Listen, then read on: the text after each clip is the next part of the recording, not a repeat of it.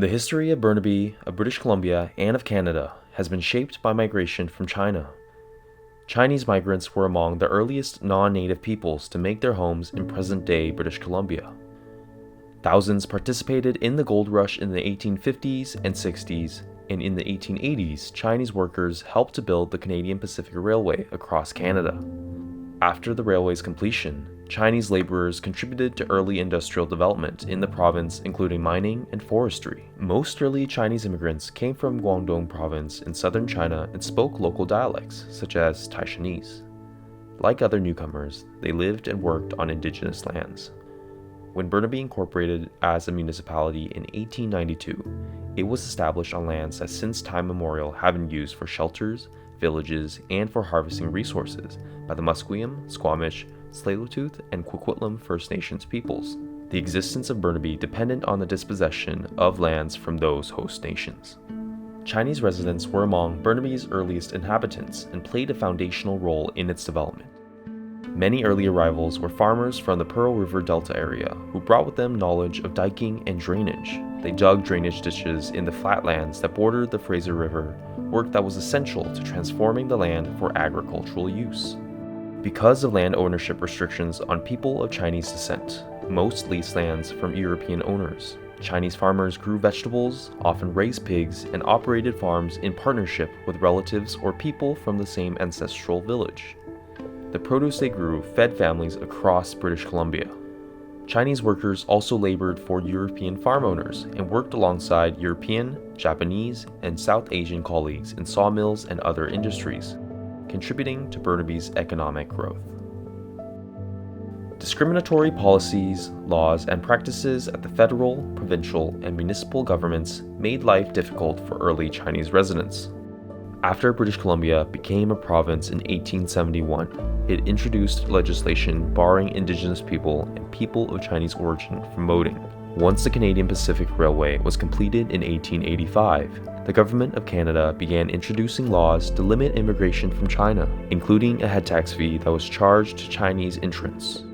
In 1923, the federal government enacted the Chinese Exclusion Act, which banned almost all immigration from China for more than 2 decades. Canada's immigration policies were designed to make it prohibitively difficult for Chinese men to bring their family members to Canada, impeding community development, social integration, and causing significant emotional and financial hardship on both sides of the Pacific. At the provincial and municipal levels, governments introduced laws to limit Chinese residents' ability to earn a living and participate in settler society. In the first year of its incorporation, the municipality of Burnaby enacted the Chinese and Japanese Exclusion Bylaw, prohibiting the employment of people of Chinese or Japanese origin by the municipality or its contractors. Burnaby sometimes reinforced the restriction by including it as clauses in contracts with local businesses. Other municipal bylaws targeted business sectors where Chinese entrepreneurs were active. For example, trade license bylaws placed extra fees and regulations on greengrocers and other vegetable sellers, disproportionately affecting Chinese business owners.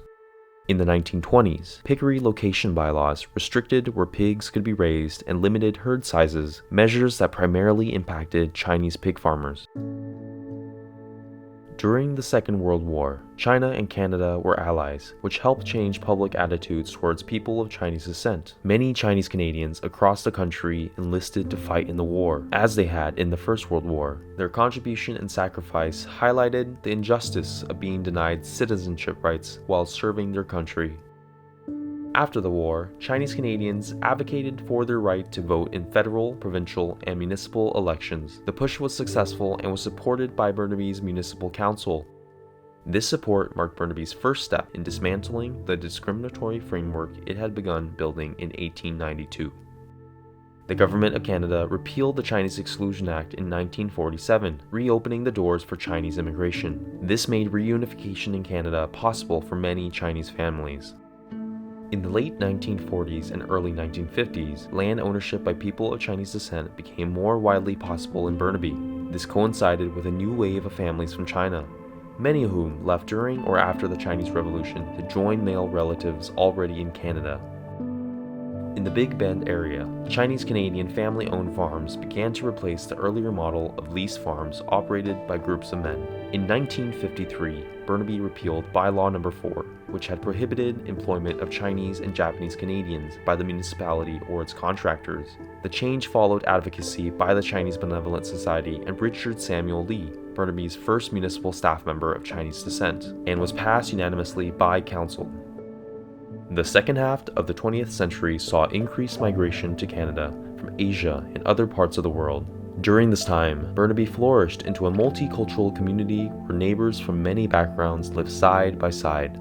People of Chinese descent living in Burnaby have continued to advocate for equal rights and for the recognition of historical wrongs. In 2023, community advocates called on the city of Burnaby to mark the 100th anniversary of the Chinese Exclusion Act by reflecting on its own history of discrimination. In response, City Council authorized a year-long engagement process, which involved over 200 community members, including Chinese-Canadian families with historic ties to Burnaby, educators, new migrants, and others from the Chinese diasporic communities. Participants urged the city to apologize for its past injustices and commit to concrete steps to address its legacy. Today we gather to acknowledge the histories that have shaped Burnaby and to apologize for historic wrongs and their legacies and impacts.